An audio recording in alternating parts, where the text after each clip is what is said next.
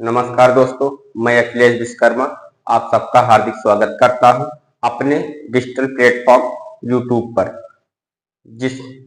अपने digital platform YouTube Hindi अनमोल online channel पर हम लोग हिंदी साहित्य का इतिहास का दूसरा चरण भक्ति काल देख रहे थे। भक्ति काल में हम लोगों ने संत साहित्य को देखा, सूफी साहित्य को देखा। अब हम लोग देख रहे हैं राम भक्ति को। राम भक्ति काव्यधारा के अंतर्गत हमने कल ये देख लिया था कि राम भक्ति के प्रवर्तक कौन है, रामानंद के गुरु कौन है, राघवानंद और रामानंद की क्या विशेषताएं हैं, इसको हमने कल देख लिया था। रामानंद की रचनाओं को भी हमने कल देखा था और उनके बारे में जो कथन है उसको भी हमने देख लिया था। उसी क्रम को आगे बढ़ाते हुए आइए अगले कवि को देखते हैं, विष्णुदास। अगले कवि का क्या नाम है? विष्णुदास। तो आप लोग हेडिंग डाल लीजिए विष्णुदास। ये क्लास संख्या 15 होगी, भक्ति काल की क्लास संख्या 15 होगी। हेडिंग डालिए विष्णुदास।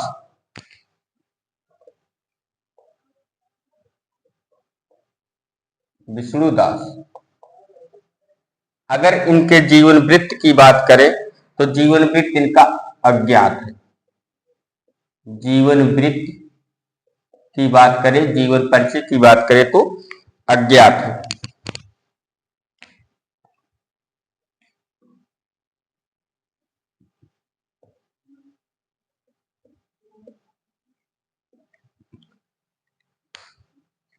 इनके समय की बात कर ले तो समय क्या है? अगर समय की बात करें तो समय क्या माना जाता है? 1350 ईस्वी से 1450 ईस्वी के मध्य। 1350 ईस्वी से 1450 ईस्वी के मध्य और ये भी एकदम सटीक नहीं है, अनुमानित। क्या है? अनुमानित समय, अनुमानित। रचना की बात करें, इनकी रचना कौन कौन सी? अगर रचना की बात करें तो इनकी रचना क्या है? इनकी रचना है महाभारत कथा। नंबर 1 महाभारत कथा।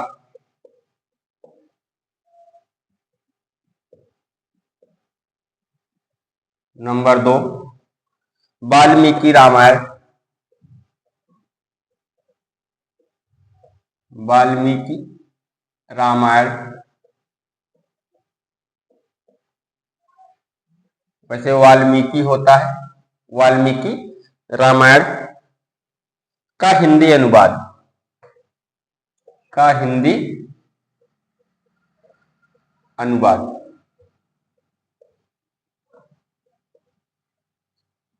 वाल्मीकि रामायण का हिंदी अनुवाद। तीसरी रचना है स्वर्गारोहण। तीसरी रचना क्या है? स्वर्गारोहण।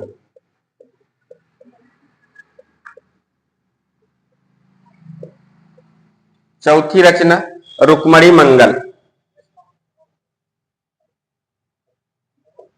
रुक्मणी मंगल। पांचवी रचना है स्नेह लीला। ये तो हो गए विष्णुदास। विष्णुदास के बारे में हमें इतना ही देखना था। मुख्य तो इनमें इनकी रचनाएं ही है। विष्णुदास के जीवन वृत्त की बात करें तो अज्ञात है। समय क्या है? 1350 ईस्वी से 1450 ईस्वी के मध्य, और ये भी एकदम सटीक नहीं है, अनुमानित। रचनाएं क्या है? महाभारत कथा, वाल्मीकि रामायण का हिंदी अनुवाद, स्वर्गारोहण, रुक्मणी मंगल और स्नेह लीला। आप लोगों ने इसको लिख लिया होगा। आइए देखते हैं अग्रदास को। अगले कवि कौन है? अग्रदास।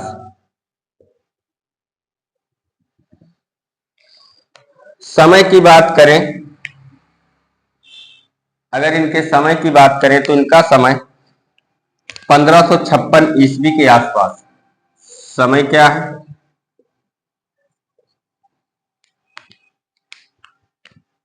समय है 1556 ईस्वी के आसपास, या आप ये ऐसे लिख लीजिए 16वीं शताब्दी। 16वीं शताब्दी। दो में से एक पूछा जा सकता है। इनका अगर समय पूछा जाएगा तो 16वीं शताब्दी या 1556 ईस्वी के आसपास। गुरु कौन है? गुरु का नाम कृष्णदास पैहारी है। अगर गुरु की बात करें तो गुरु कौन है? कृष्णदास पैहारी। कृष्णदास पैहारी।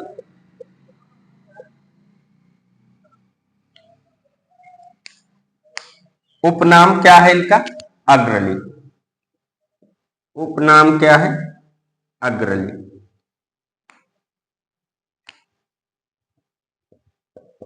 अग्र अली।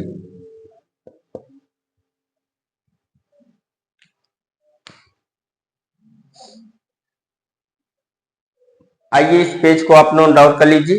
तो बढ़ते हैं आगे।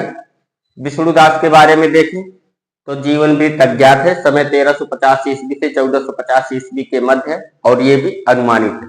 रचना कौन सी है? महाभारत कथा है। वाल्मीकि रामायण का हिंदी अनुवाद है। स्वर्गारोहण है। रुक्मणी मंगल, स्नेह लीला। अग्रदास की बात करें तो इनका समय क्या है? 1556 ईस्वी के आसपास है या 16वीं शताब्दी आप कह सकते हैं। गुरु कौन है? कृष्णदास पैहारी है। उपनाम क्या है? अग्रली है। आइए आगे बढ़ते हैं। आप देखते हैं अग्रदास की रचनाएं।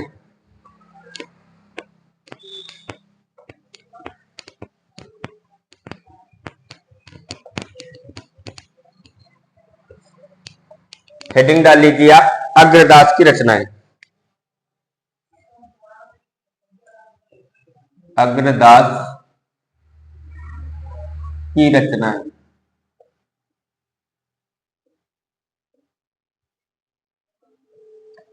रचनाएं कौन कौन सी हैं? ध्यान मंजरी, राम भजन मंजरी, ध्यान मंजरी,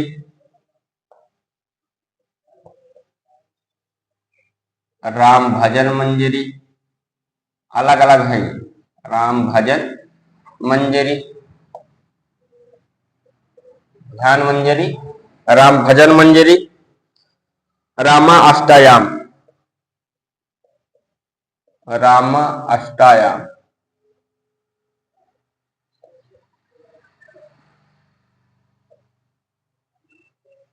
उपासना बावनी पदावली। उपासना बावनी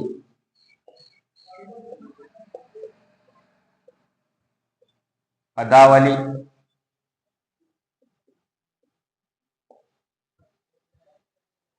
हितो उपदेश भाषा। हितो उपदेश भाषा या हितो उपदेश उपाख्यान बावनी, या हितो उपदेश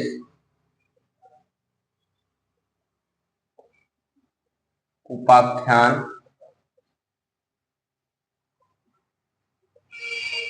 बावनी। हितो उपदेश भाषा या हितो उपदेश उपाख्यान बावनी।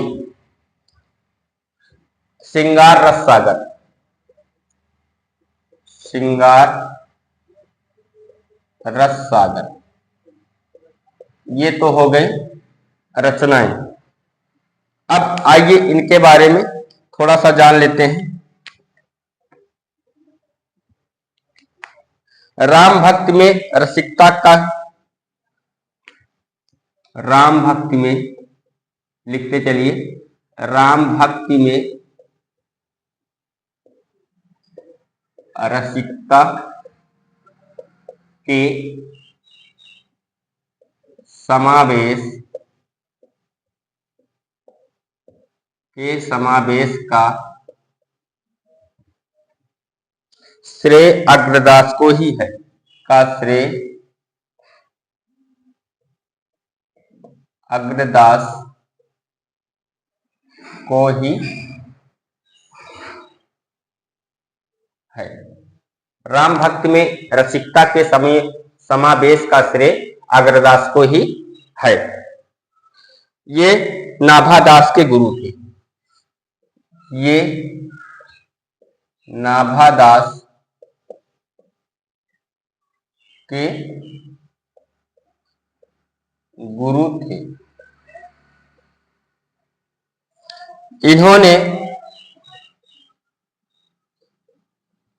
इन्होंने रेवासा या आप ब्रैकेट में लिख लीजिए सीकर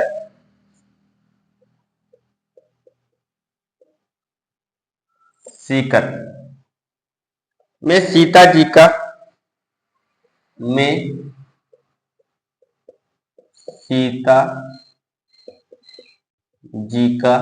मंदिर, इन्होंने रेवासा सीकर में सीता जी का मंदिर ललीलाल नाम से बनवाया। ललीलाल नाम से बनवाया।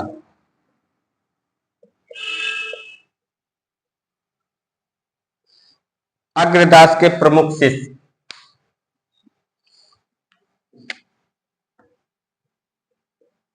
अग्रदास के प्रमुख शिष्य, अगर शिष्यों की बात की जाए इनके शिष्य कौन कौन थे, तो इनके 10 शिष्य थे। Number 1 Nabhadas,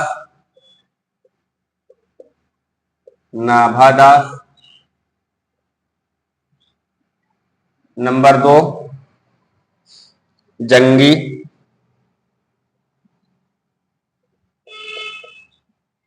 number 3 Prayagdas,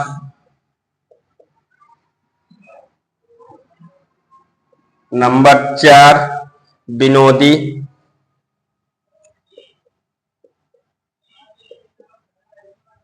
number 5 Puran Das और नंबर 6 बनवारी दास।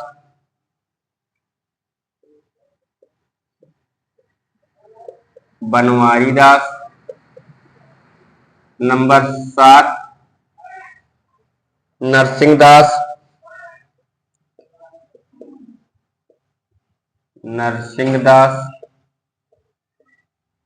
नंबर 8 भगवान दास,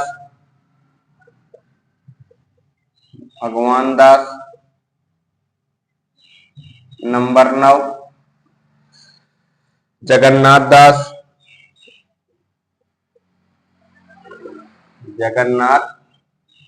दास और नंबर 10 धर्मदास। ये इनके शिष्य थे, किसके? अग्रदास के। कथन क्या है इनके बारे में? कथन लिखिए, इनकी रचना बहुत ललित और मजी हुई भाषा में है। इनकी रचना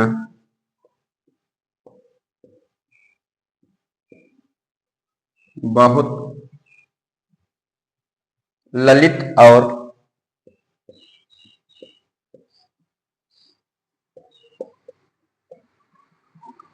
मझी हुई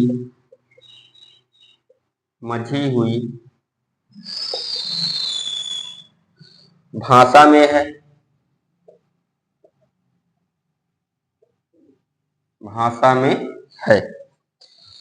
श्री राम की लीला का वर्णन करते समय श्री राम की लीला का वर्णन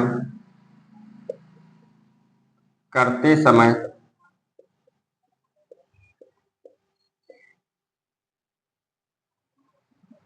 इनकी दृष्टि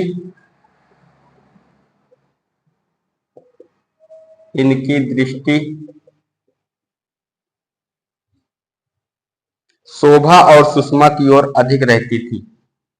शोभा और सुषमा की ओर अधिक रहती थी। चरित्र वर्णन की ओर कम। चरित्र वर्णन की ओर कम। और ये कथन किसका है? आचार्य हजारी प्रसाद द्विवेदी का। आचार्य हजारी प्रसाद द्विवेदी।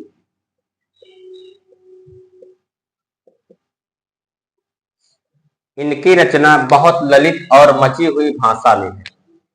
ये कथन हजारी प्रसाद द्विवेदी ने किसके लिए कहा है? अग्रदास के लिए। कथन क्या है? इनकी रचना बहुत ललित और मची हुई भाषा में है। श्री राम की लीला का वर्णन करते समय इनकी दृष्टि शोभा और सुषमा की ओर अधिक रहती थी, चरित्र वर्णन की ओर कम। ये कथन किसका है? हजारी प्रसाद द्विवेदी का। आइए दूसरा कथन लिखते हैं। अग्रदास ने राम भक्ति शाखा में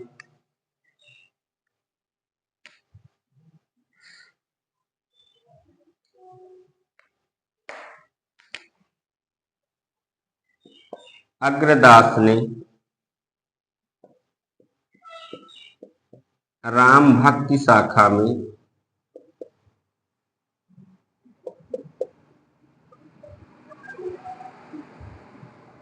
अग्रदास ने राम भक्ति शाखा में माधुर्य भाव का श्री गणेश किया। माधुर्य भाव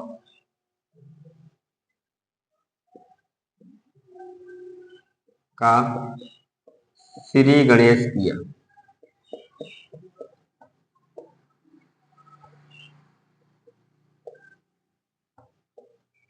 ये कथन किसका है? ये कथन है आचार्य विश्वनाथ प्रसाद मिश्र का। अग्रदास ने राम भक्ति शाखा में माधुर्य भाव का श्री गणेश किया। ये कथन किसने कहा है? आचार्य विश्वनाथ प्रसाद मिश्र। आचार्य विश्वनाथ प्रसाद मिश्र।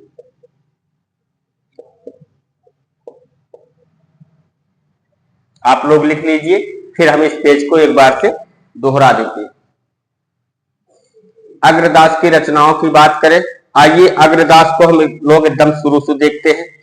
अग्रदास का समय क्या है? 1556 ईस्वी या 16वीं शताब्दी के आसपास। गुरु का क्या नाम है? कृष्णदास पैहारी। और उपनाम क्या है? उपनाम इनका है अग्र अली। अगर रचनाओं की बात करें तो रचनाएं कौन कौन सी है? ध्यान मंजरी, राम भजन मंजरी, राम अष्टयाम, उपासना बावनी, पदावली, हितोपदेश भाषा या हितोपदेश, उपाख्यान बावनी, श्रृंगार रस सागर। ये किसकी रचनाएं हैं? ये अग्रदास की रचनाएं। राम भक्ति में रसिकता के समावेश का श्रेय अग्रदास को ही है। ये नाभादास के गुरु थे।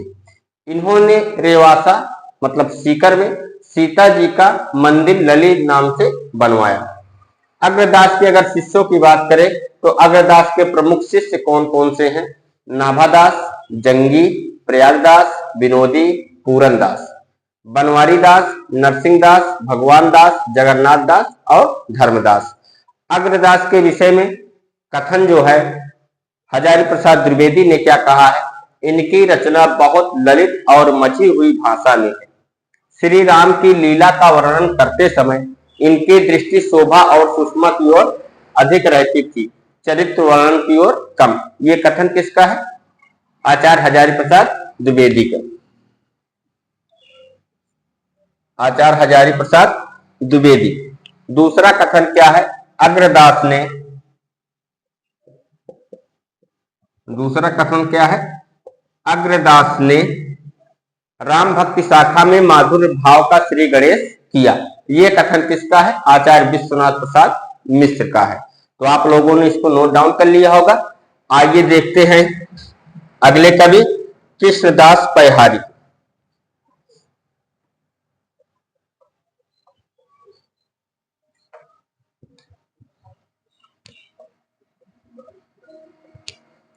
कृष्णदास पैहारी।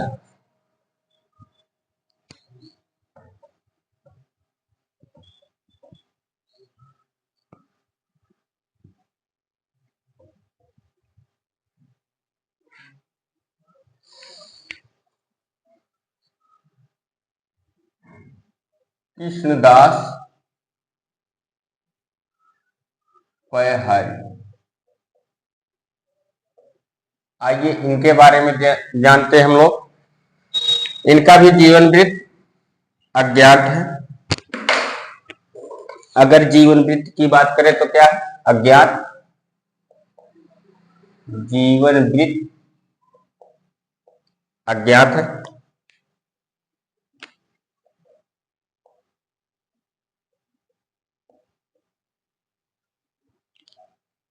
गुरु का नाम, गुरु का नाम अनंतादास।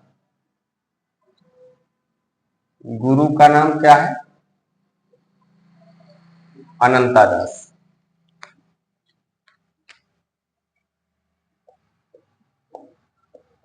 अनंतादास। आइए लिख लेते हैं गुरु परंपरा, गुरु शिष्य परंपरा। यहां पर लिख लीजिए गुरु शिष्य परंपरा।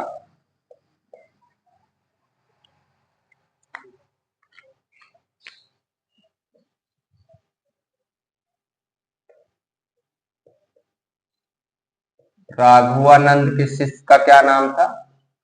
रामानंद। रामानंद। रामानंद के शिष्य का क्या नाम था? अनंतानंद। अनंतानंद। और अनंतानंद के शिष्य का क्या नाम था? कृष्णदास पैहारी। कृष्णदास पैहारी। और कृष्णदास पैहारी के शिष्य का क्या नाम था? अग्रदास। अग्रदास। और अग्रदास के शिष्य का क्या नाम था? नाभादास। अब आपको इससे आसानी हो जाएगी याद करने में। नाभादास के गुरु अग्रदास, अग्रदास के गुरु कृष्णदास पैहारी, कृष्णदास पैहारी के गुरु अनंतादास, अनंतादास के गुरु नाम रामानंद, और रामानंद के गुरु कौन थे? राघवानंद। पहले गुरु है फिर शिष्य है, ऐसे लिखिएगा। राघवानंद के शिष्य रामानंद, रामानंद के शिष्य अनंतानंद, अनंतानंद के शिष्य कृष्णदास पैहारी, और कृष्णदास पैहारी के शिष्य अग्रदास, और अग्रदास के शिष्य नाभादास। हाँ, तो हम किसको देख रहे थे? कृष्णदास पैहारी को।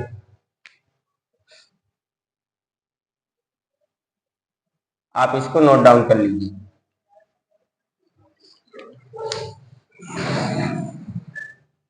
इन्होंने गलता जयपुर, इनके बारे में लिखिए। इन्होंने गलता जयपुर में रामावत संप्रदाय की, में रामावत संप्रदाय की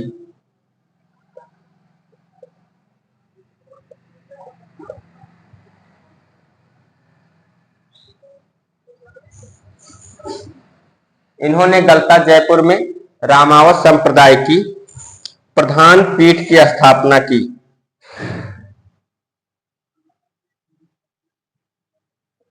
प्रधान पीठ की स्थापना की। किसने? कृष्णदास पैहारी।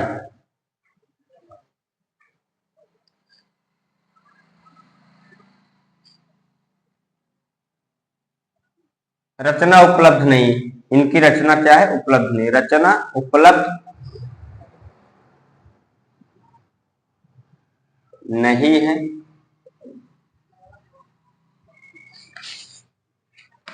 रचना उपलब्ध नहीं है। राम भक्ति से संबंधित, राम भक्ति से संबंधित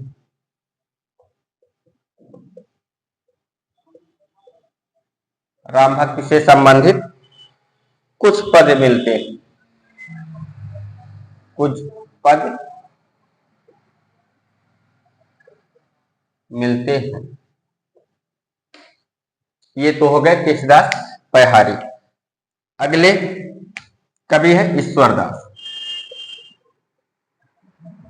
ईश्वरदास, आइए इनके बारे में भी देखते हैं। समय की बात की जाए तो समय क्या है? 1550 ईस्वी से 1450 ईस्वी से 1550 ईस्वी के मध्य। अगर समय की बात करें तो समय क्या है? समय 1450 ईस्वी से 1550 ईस्वी के मध्य।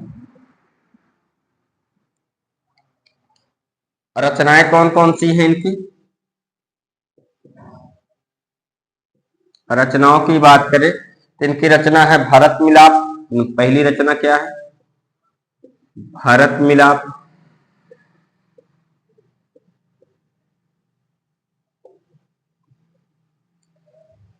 अंगद पैज, अंगद पैज।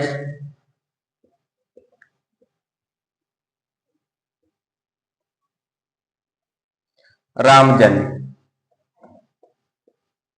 राम जन। ये तीनों रचनाएं जो हैं राम से संबंधित है।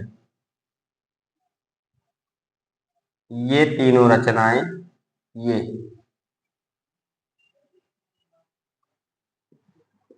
ये तीनों रचनाएं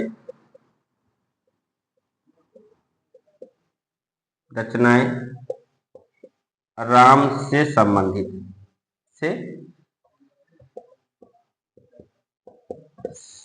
है।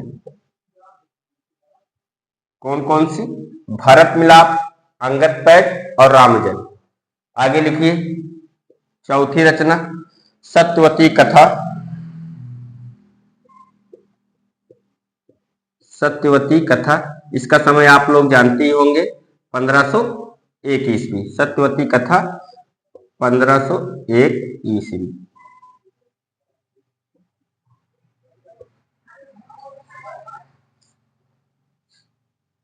स्वर्गारोहिणी कथा 5 नंबर पर।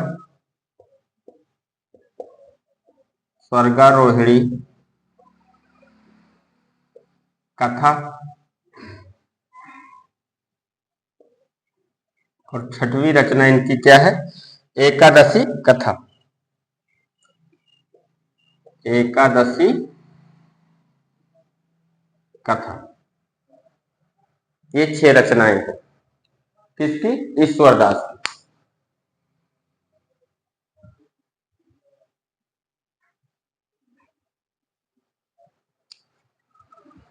भारत मिलाप में करुण रस की प्रधानता है। ऐसे लिखिए भारत मिलाप में करुण रस की प्रधानता है।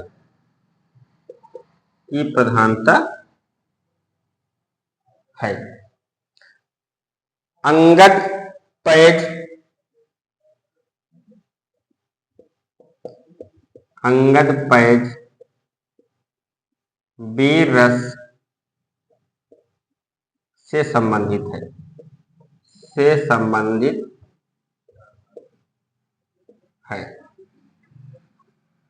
अंगद पैज वीर रस से संबंधित है। सत्यवती कथा, सत्यवती कथा सूफी काव्यधारा से संबंधित रचना है। सूफी काव्यधारा से संबंधित रचना है, से संबंधित रचना है। शुक्ल जी ने इन्हें अवधि का प्रथम कवि माना है। शुक्ल जी ने इन्हें अवधि का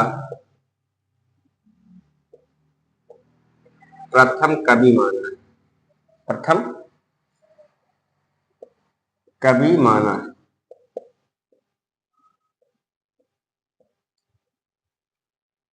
हजारी प्रसाद द्विवेदी ने हजारी प्रसाद द्विवेदी ने सत्यवती कथा को सत्यवती कथा को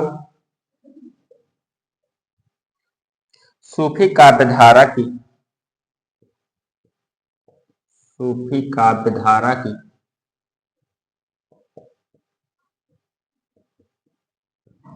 प्रथम रचना माना है, प्रथम रचना माना है।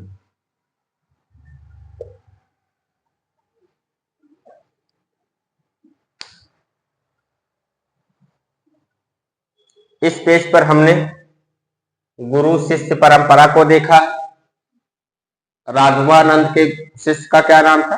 रामानंद। रामानंद के शिष्य का क्या नाम था? अनंतानंद। अनंतानंद के शिष्य का क्या नाम था? कृष्णदास पैहारी। और कृष्णदास के पैहारी का क्या नाम था? अग्रदास। और अग्रदास के शिष्य का क्या नाम था? नाभादास। कृष्णदास पैहारी के बारे में हम लोग देखे तो इनके जीवन वृत्त अज्ञात है। तो गुरु का नाम क्या है? अनंता दास। इन्होंने गलता जयपुर में रामावत संप्रदाय की प्रधान पीठ की स्थापना की।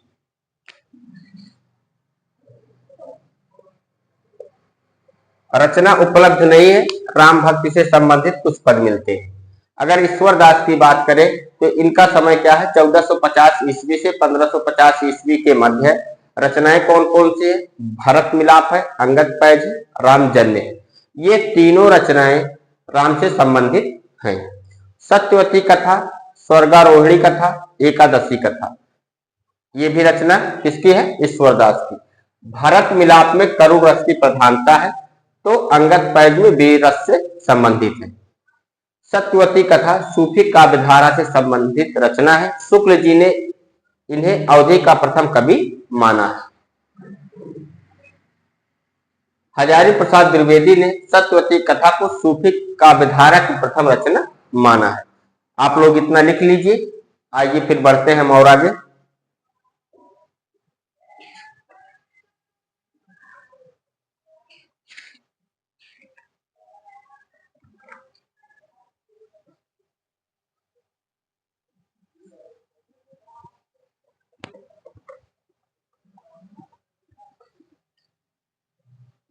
हम लोग राम भक्ति काव्य धारा में को देख रहे हैं।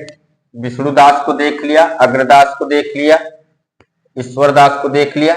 आइए अब हम लोग देखते हैं नाभादास। नाभादास के बारे में देखेंगे।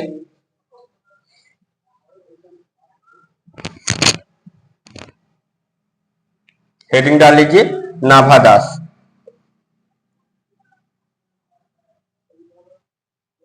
नाभादास। अगर समय की बात करें तो समय 16वीं शताब्दी।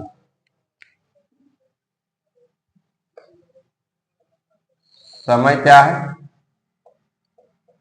16वीं शताब्दी।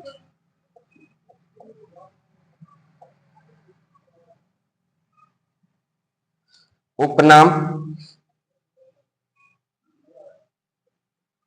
इनका उपनाम क्या है? इनका उपनाम है नाभा अली। नाभा अली। और गुरु का नाम गुरु का नाम अगर देखा जाए तो इनके गुरु का क्या नाम था? अग्रदास। अग्रदास। नोट नोट बना के आप लोग ऐसे लिख लीजिए नोट।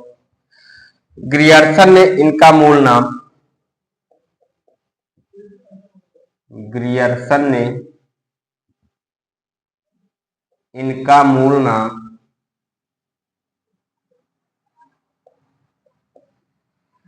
ग्रियर्सन ने इनका मूल नाम नारायण दास बताया है। नारायण दास बताया है। किंतु डॉक्टर बच्चन सिंह ने किंतु डॉक्टर बच्चन सिंह किंतु डॉक्टर बच्चन सिंह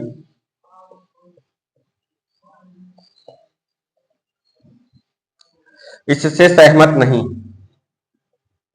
इससे सहमत नहीं।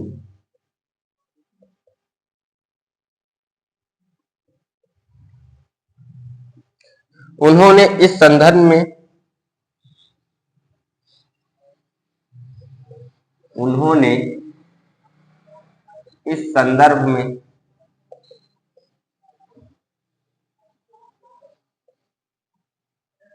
किसने? डॉक्टर बच्चन सिंह। उन्होंने इस संदर्भ में नाभादास की रचना नाभादास की रचना इस संदर्भ में नाभादास की रचना अष्टयाम का एक दोहा उद्धृत किया है। अष्टयाम का एक दोहा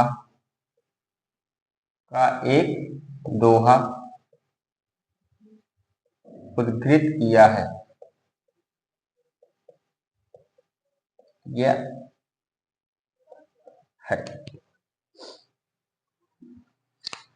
जिसमें नाभादास ने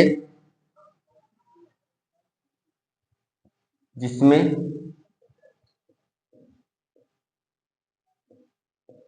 नाभादास में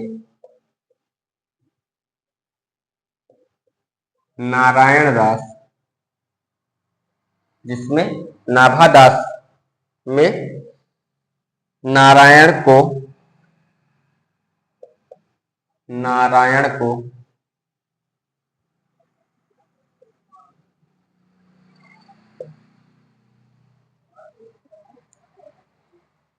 अग्रदास के सहचर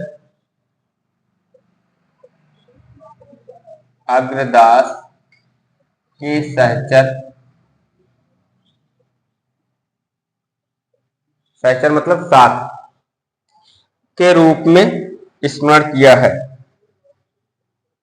के रूप में स्मरण किया है।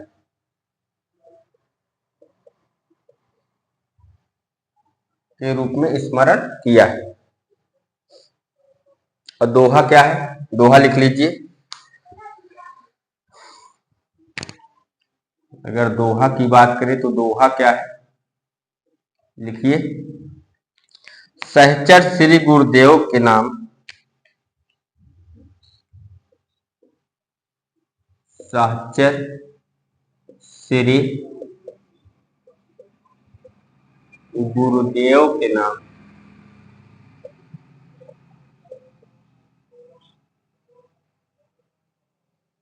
नारायण दास।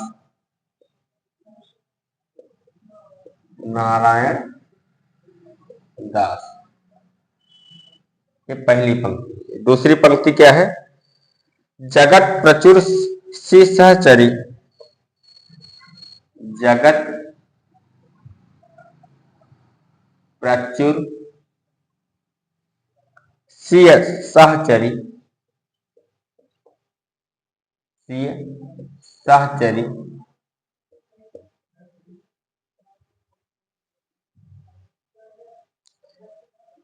बिहरत सकल विलास, बिहरत सकल विलास,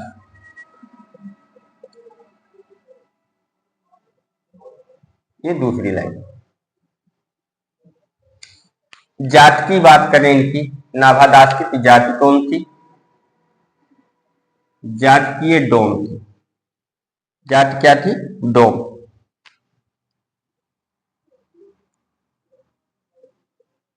डोम। लेकिन इसके अलावा कुछ विद्वान इनको छत्री भी मानते हैं, तो आप उन लोग ये भी लिख लीजिए, कुछ विद्वान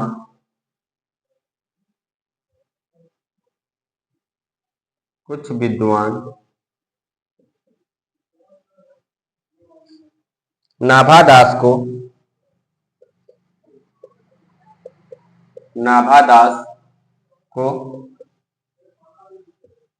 छत्री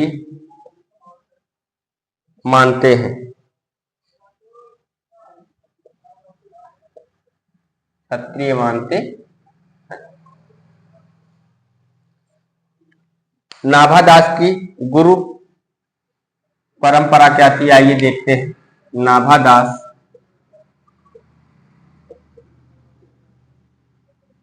की गुरु परंपरा की बात करें तो क्या थी? तो ये तो हमने करवा दिया, लेकिन चलो हेडिंग डाल लिए हो तो लिख लीजिए,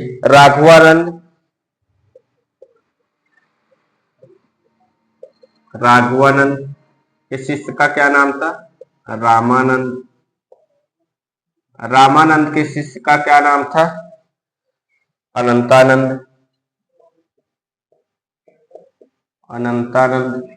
और अनंतानंद के शिष्य का क्या नाम था? कृष्णदास पैहारी।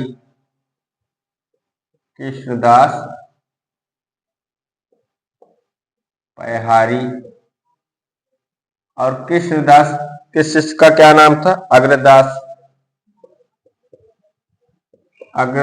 और अग्रदास के शिष्य का क्या नाम था?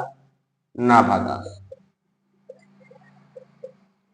दोबारा से लिख लेंगे, कोई नुकसान नहीं करेगा, तैयारी आपकी बेहतर होगी। नाभादास की रचनाएं अगर देखी जाए,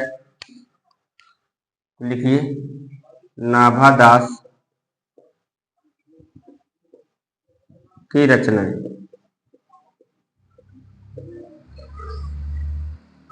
कौन कौन सी हैं? एक तो है भक्तमाल।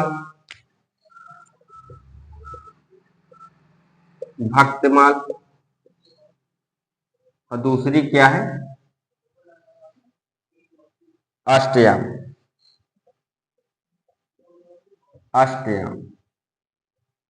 आइए देखते हैं, सबसे पहले भक्तमाल। हेडिंग डाल लीजिए, भक्तमाल।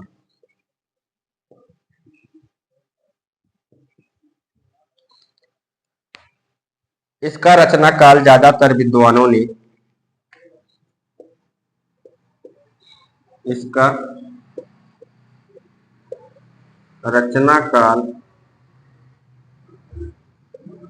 ज्यादातर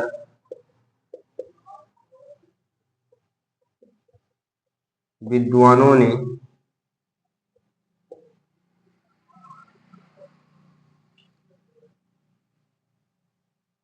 1586 ईस्वी 1586 ईस्वी, ये सर्वमान्य भी है,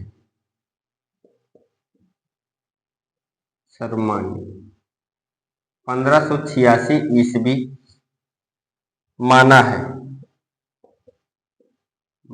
है, किंतु डॉक्टर बच्चन सिंह ने इसे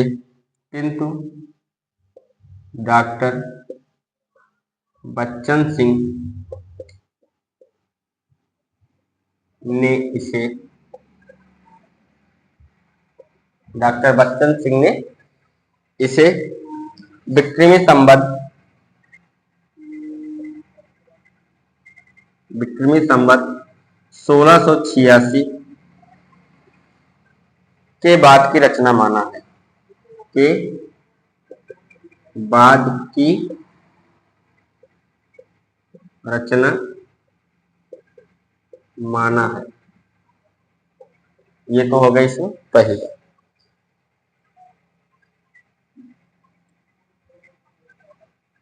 इसमें 316, इसमें 316 छप्पे छंदों में 200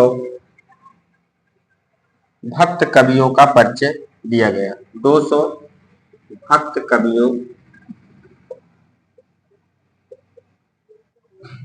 का परिचय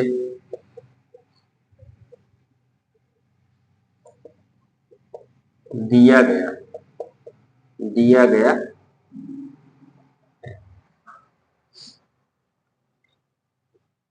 डॉक्टर बच्चन सिंह ने इसमें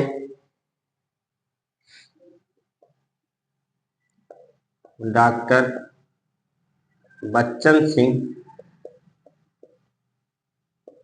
ने इसमें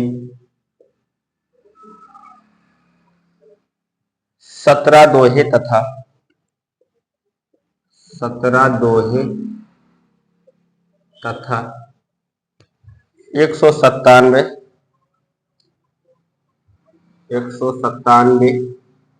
छप्पे छंद मानते हैं। छप्पे छंद मानते हैं।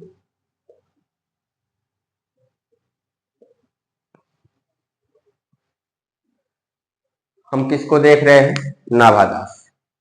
नाभादास के समय की बात करें तो नाभादास का समय क्या है? 16वीं शताब्दी। उपनाम क्या है? नाभा अली।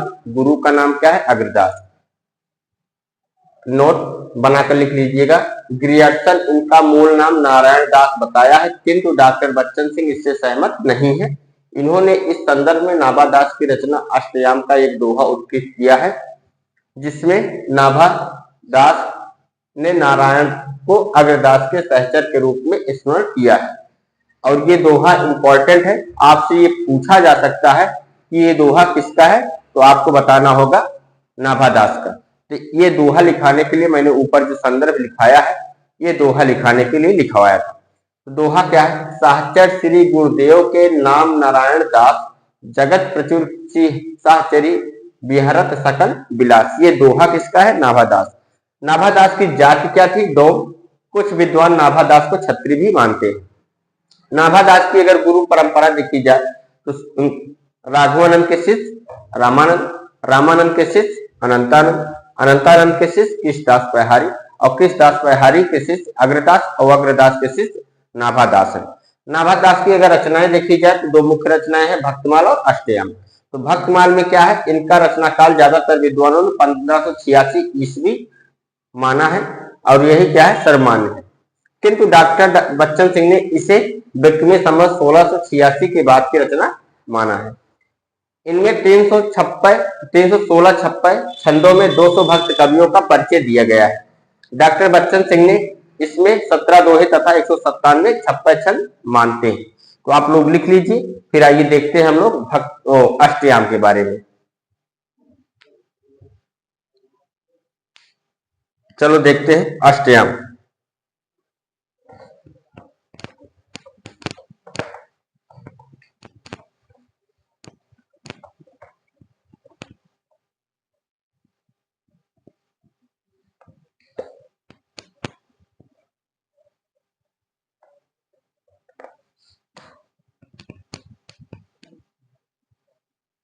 हेडिंग डाल लीजिए।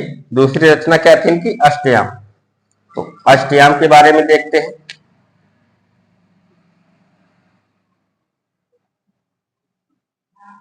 अष्टयाम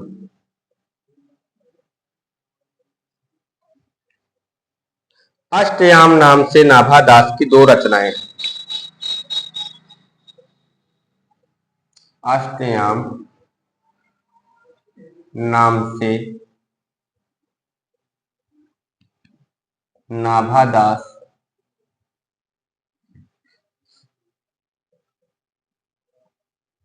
की दो रचनाएं की दो रचनाएं हैं। एक पद्य तथा एक गद्य में, एक पद्य तथा एक गद्य में, एक पद्य तथा एक गद्य में।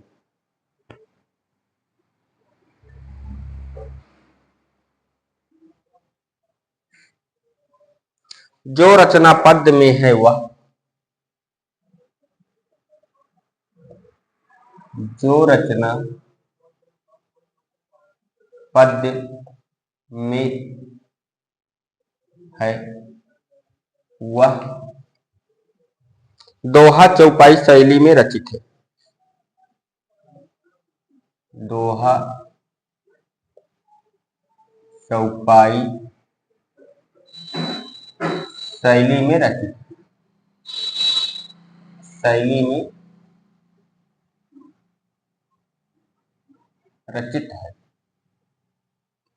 जो रचना पद्य में है वह दोहा चौपाई शैली में रचित है। इसका रचना काल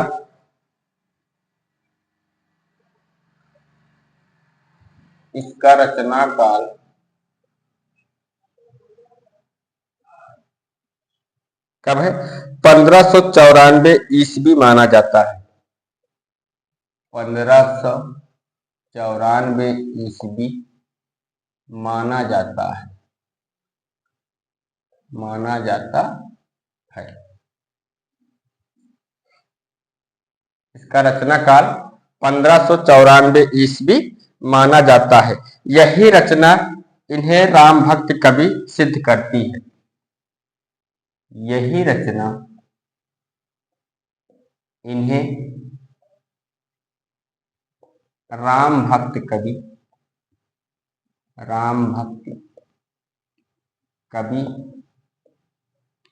सिद्ध करती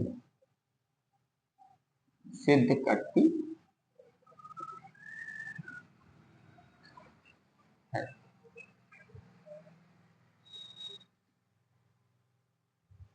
कौन सी रचना? जो रचना इनकी पद्य में है वही रचना इन्हें राम भक्त कवि सिद्ध करती है। इसमें राम व सीता की, इसमें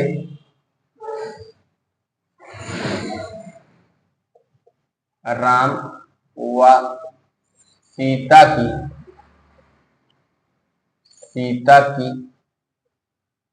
8 प्रहरों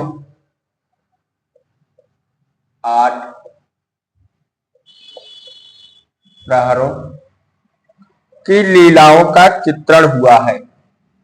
की लीलाओं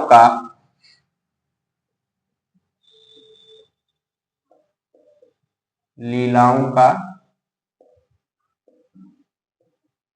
चित्रण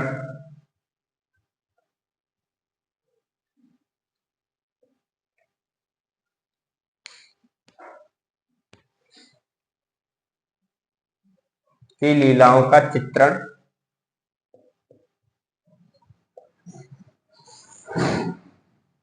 हुआ है।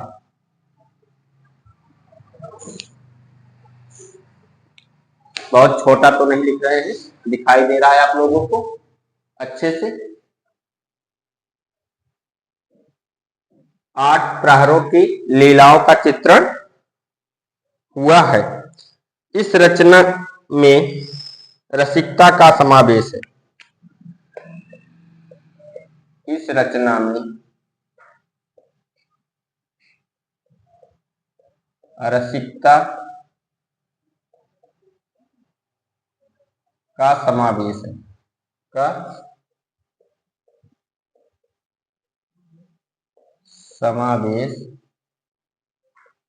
है। अगर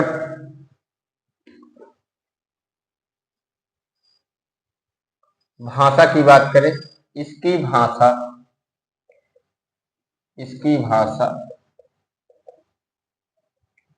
भाषा अवधी है। अवधि है। अगला पॉइंट, रसिक प्रकाश भक्तमाल में, रसिक प्रकाश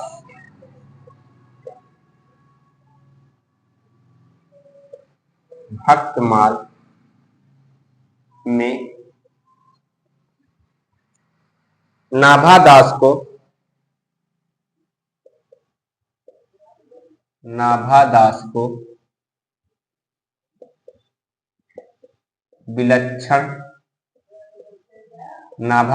विलक्षण रसिक कहा गया है। रसिक कहा गया है। अभी आप लोग लिख लीजिए, फिर दोहराते हैं। रसिक प्रकाश भक्तमाल में नाभादास को विलक्षण रसिक कहा गया है। नाभादास तुलसी से मिलने काशी गए। नाभादास तुलसी से मिलने, तुलसी से मिलने काशी गए थे, किंतु ध्यान में मग्न होने के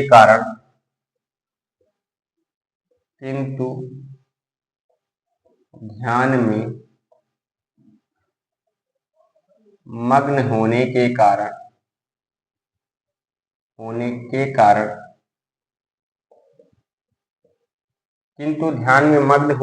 कारण तुलसी इनसे नहीं मिल पाए। तुलसी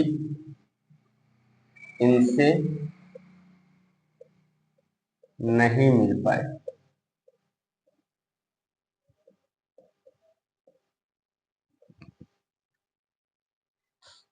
बाद में तुलसीदास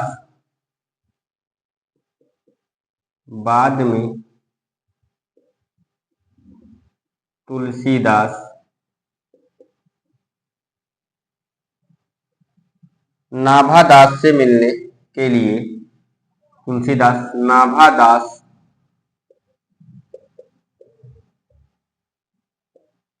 से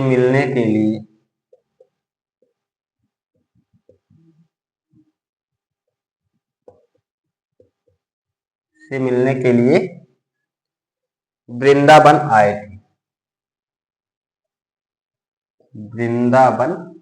थे।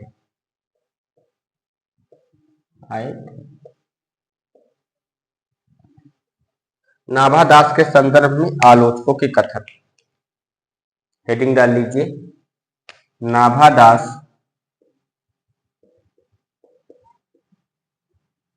के संदर्भ में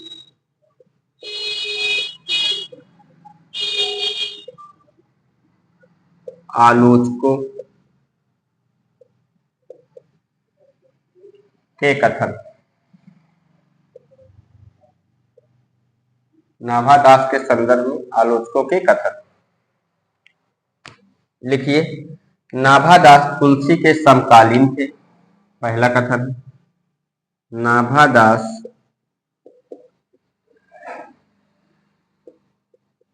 तुलसी के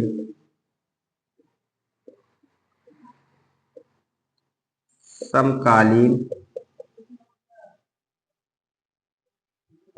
थे, क्योंकि भक्तमाल में तुलसी का उल्लेख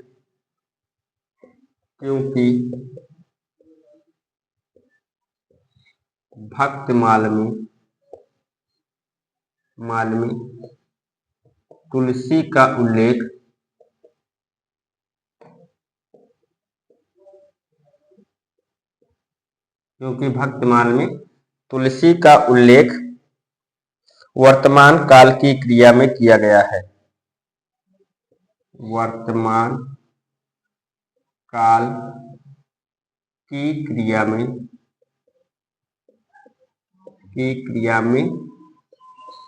किया गया है। और ये कथन किसका है? ये कथन है हजारी प्रसाद द्विवेदी। नाभादास तुलसीदास के समकालीन थे, क्योंकि भक्तमाल में तुलसी का उल्लेख वर्तमान काल की क्रिया में किया गया है। यह कथन किसका है? यह है हजारी प्रसाद द्विवेदी। हजारी प्रसाद द्विवेदी। आइए दूसरा कथन देखते हैं। भक्तमाल की रचना का उद्देश्य भक्तमाल की रचना का उद्देश्य भक्तमाल की रचना का उद्देश्य वैष्णव भक्तों की महिमा बताना था। देश वैष्णव भक्तों की महिमा बताना था। महिमा बताना था। इस महिमा बखान के लिए इस महिमा बखान के लिए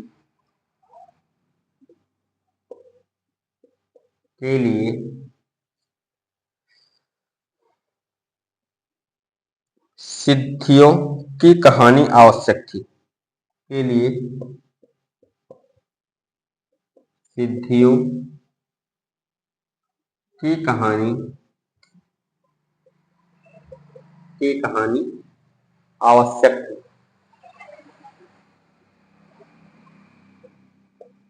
आवश्यक थी।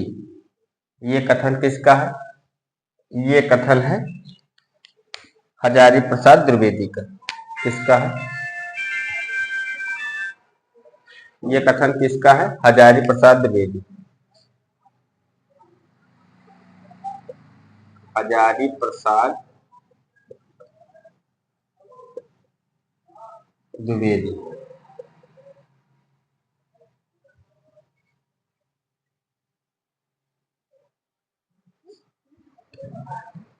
अगला कथन लिखिए।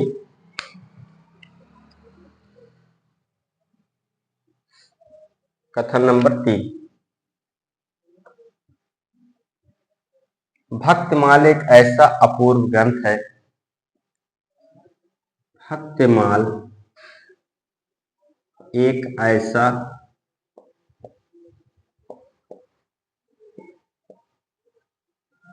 अपूर्व ग्रंथ है कि परवर्ती काल में इसकी अपनी एक परंपरा की परवर्ती काल में इसकी अपनी एक परंपरा की अपनी एक परंपरा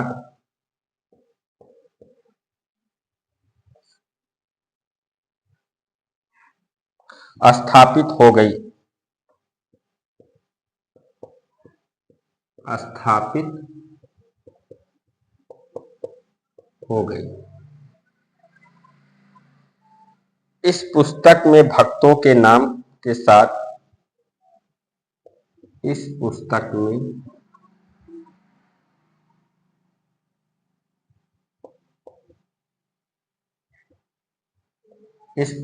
में भक्तों के नाम के साथ भक्तों के नाम के साथ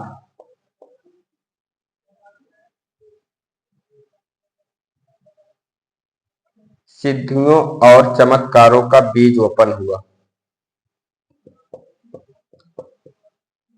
सिद्धियों और चमत्कारों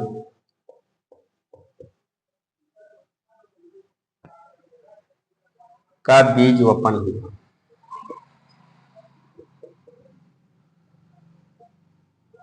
का बीज वपन हुआ। और ये कथन किसका है? ये कथन भी हजारी प्रसाद द्विवेदी का है। हजारी प्रसाद द्विवेदी, हजारी प्रसाद द्विवेदी।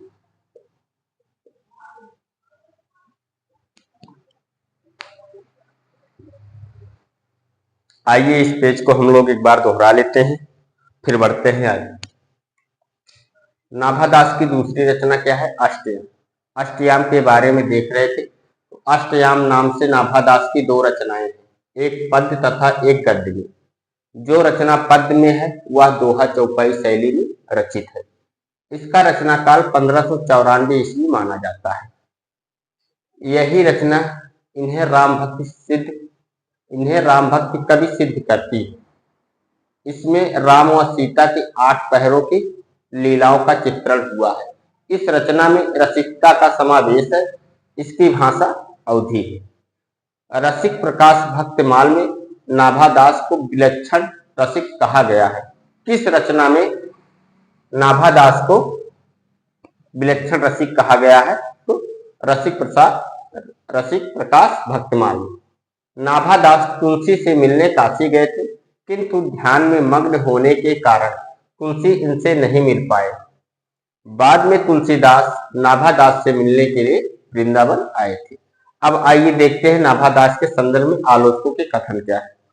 नाभादास तुलसी के समकालीन थे, क्योंकि भक्तमाल में तुलसी का उल्लेख वर्तमान काल की क्रिया में किया गया है। ये कथन किसका है? हजारी प्रसाद द्विवेदी का। भक्तमाल की रचनाओं का उद्देश्य वैष्णव भक्तों की महिमा बताना था। इस महिमा बखान के लिए सिद्धियों की कहानी आवश्यक थी। ये कथन किसका है? हजारी प्रसाद द्विवेदी का। भक्तमाल एक ऐसा अपूर्व ग्रंथ है कि परवर्ती काल में इसकी अपनी एक परंपरा स्थापित हो गई। इस पुस्तक में भक्तों के नाम के साथ सिद्धियों और चमत्कारों का बीज वपन हुआ। ये कथन किसका है? हजारी प्रसाद द्विवेदी का। आप लोगों ने लिख लिया होगा। अब आइए बढ़ते हैं और आगे। 3 कथन हो गए हैं।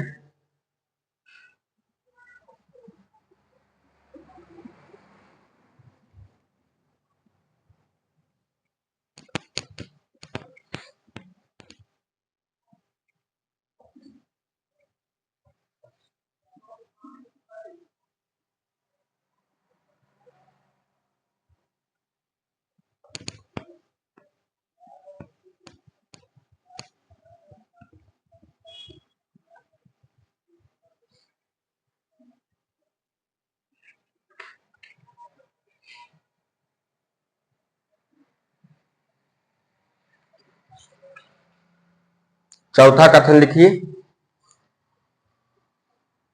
नाभादास अग्रदास के शिष्य और बहुत बड़े साधु थे।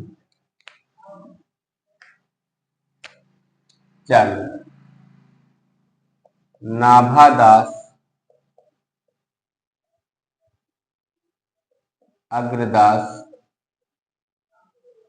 के शिष्य और बहुत बड़े साधु, बहुत बड़े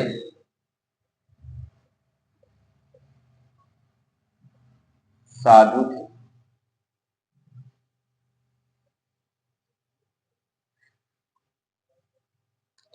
भक्तों की महिमा एवं जीवनीय लिखने की प्रथा, भक्तों की महिमा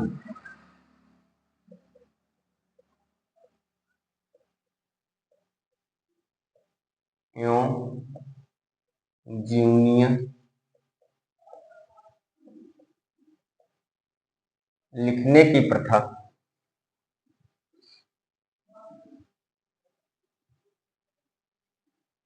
जीवनीय लिखने की प्रथा इन्हीं के द्वारा आरंभ की गई।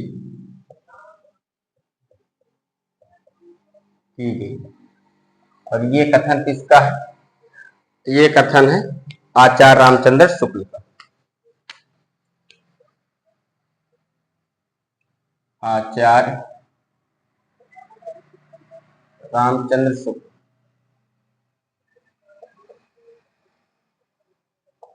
रामचंद्र शुक्ल। कथन नंबर 5, भक्तमाल में भक्त कवियों का परिचय। 5 नंबर, भक्तमाल में भक्त कवियों का परिचय।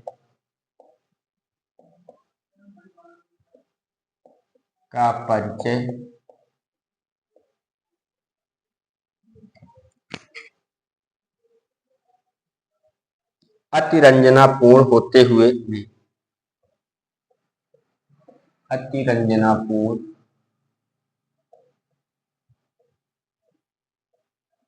होते हुए भी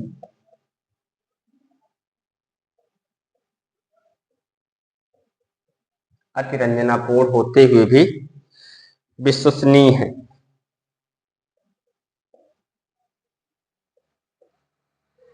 विश्वसनीय है। ये कथन किसका है? विश्वनाथ प्रसाद मिश्र का।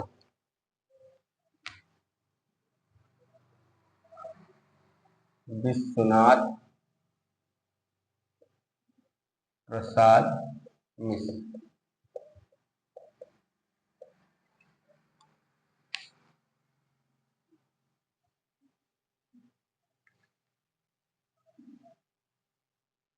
नोट लिख लीजिए, 2 लाइन है नोट।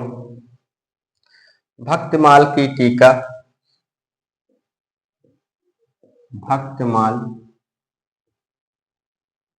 की टीका। भक्तमाल की टीका 1712 ईस्वी में 1712 ईस्वी में प्रियदास ने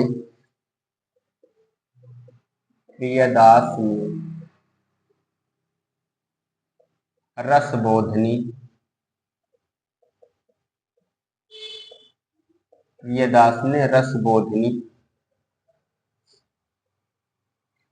के नाम से लिखी।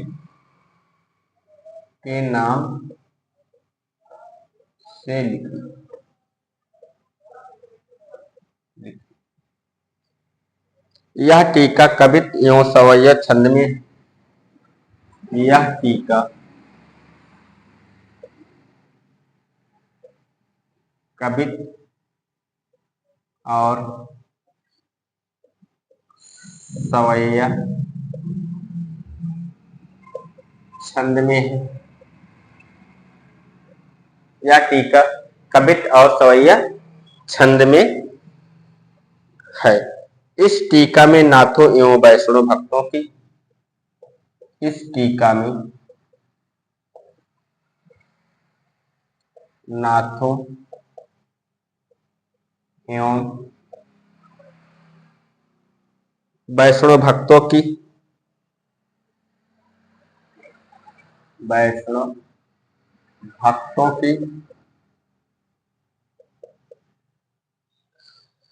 प्रवृत्तियों में अंतर भी स्पष्ट किया गया है। भक्तों की प्रवृत्तियों में अंतर भी स्पष्ट किया गया है।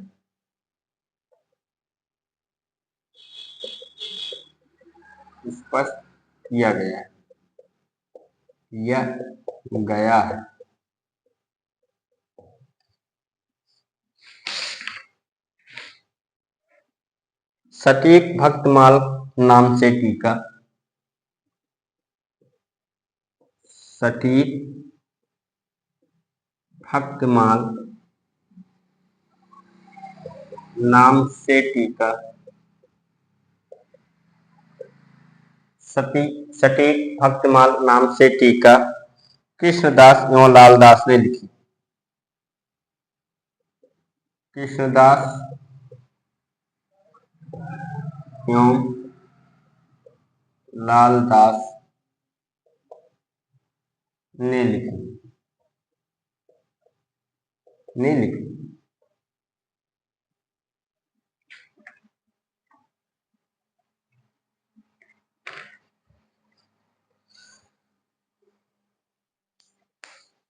नाभादास के आलोचकों के कथन को हम देख रहे थे।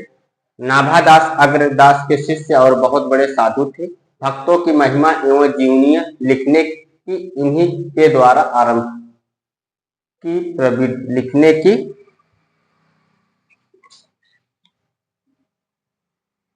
जीवनीय लिखने की प्रथा, यहाँ पर प्रथा कर लीजिएगा, लिखने की प्रथा इन्हीं के द्वारा आरंभ की गई। ये कथन किसका है? रामचंद्र शुक्ल का। भक्तमाल में भक्त कवियों का परिचय अतिरंजनापूर्ण होते हुए भी विश्वसनीय है। ये कथन किसका है? विश्वनाथ प्रसाद मिश्र का। भक्तमाल की टीका 1712 ईस्वी में प्रियदास ने रसबोधिनी के नाम से लिखी। यह टीका कवित और सवैयक छंद में है। इस टीका में नाथों एवं वैष्णव भक्तों की प्रवृत्तियों में अंतर भी स्पष्ट किया गया है। सटीक भक्तमाल नाम से टीका कृष्णदास एवं लालदास ने लिखी।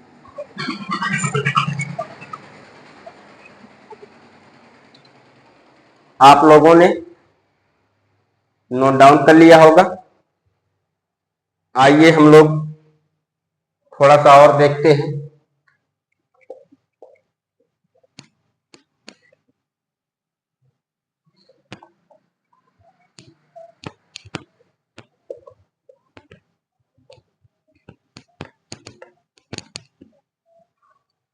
अन्य राम भक्ति कवि और उनकी रचनाएं, हेडिंग डाल लीजिए, अन्य राम भक्ति एवं उनकी रचनाएं। अन्य राम भक्ति एवं उनकी रचनाएं, उनकी रचनाएं।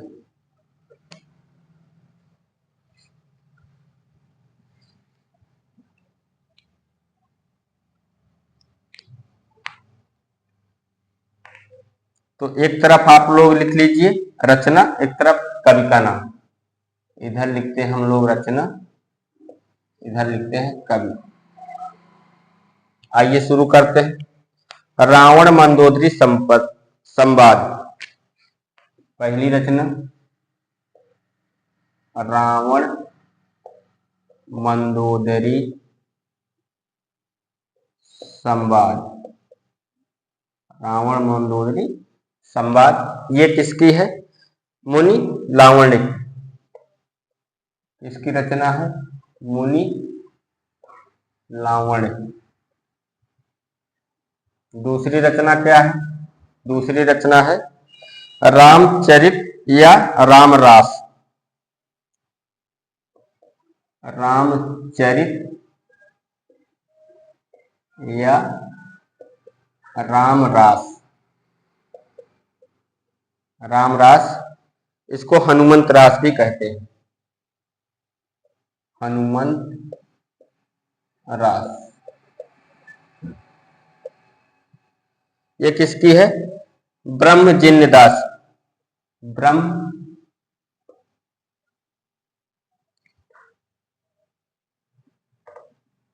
ब्रह्मजिन्य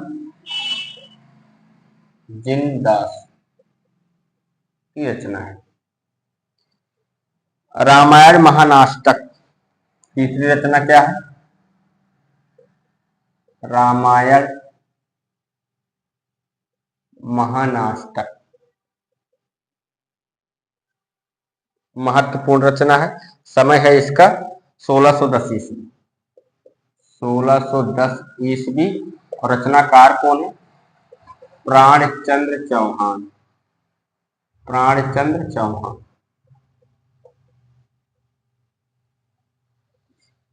रामरासो अष्टयाम रामायण, चौथी रचना रामरासो। इसका समय क्या है? इसका समय है 1618 ईस्वी। 1618 ईस्वी। दूसरी रचना क्या है? अष्टयाम अध्यात्म रामायण, अध्यात्म रामायण। और रचनाकार कौन है? इसके रचनाकार हैं माधवदास चारण, माधवदास चारण इसके रचनाकार। अवध विलास,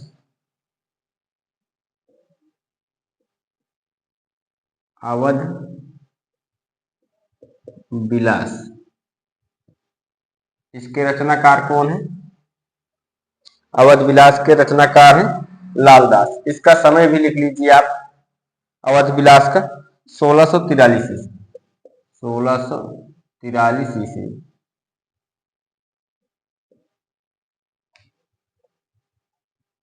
अवध विलास के रचनाकार कौन है? लालदास, लालदास। छठा नंबर, पौरेस्यु रामायण, पौरेस्यु रामायण इसके रचनाकार कौन है? नरहरि वापट, नरहरि वापट। सीता चरित्र 1656, सीता चरित्र 1656, 1656 में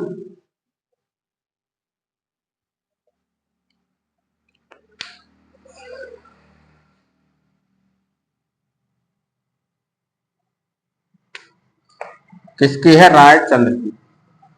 1656 में किसकी है? रायचंद्र। सीतायन 8 नंबर पे लिखिए, सीतायन। समय क्या है? 1703।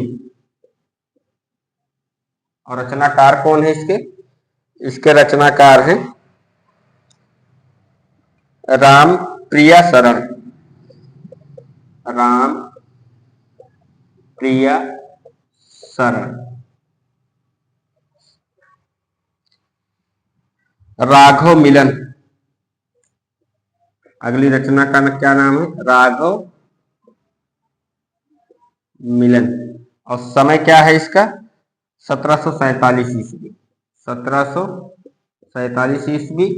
रचनाकार कौन है? राम सखे, राम सखे।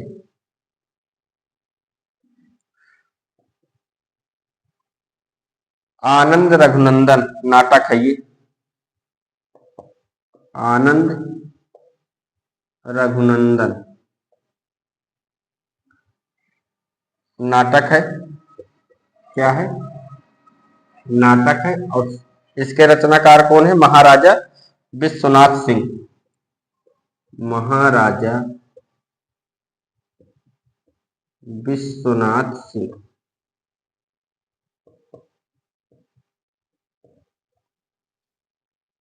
रामायण 1616 ईस्वी।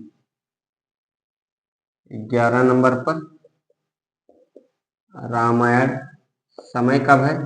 1616 ईस्वी। और रचनाकार कौन है? कर्पूर चंद्र त्रिखा, कर्पूर चंद्र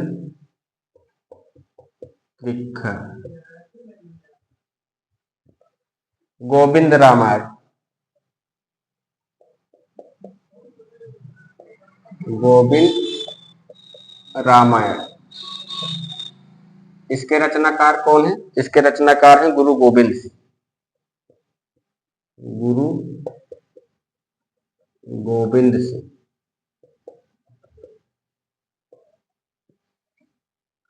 रामचंद्र विलास,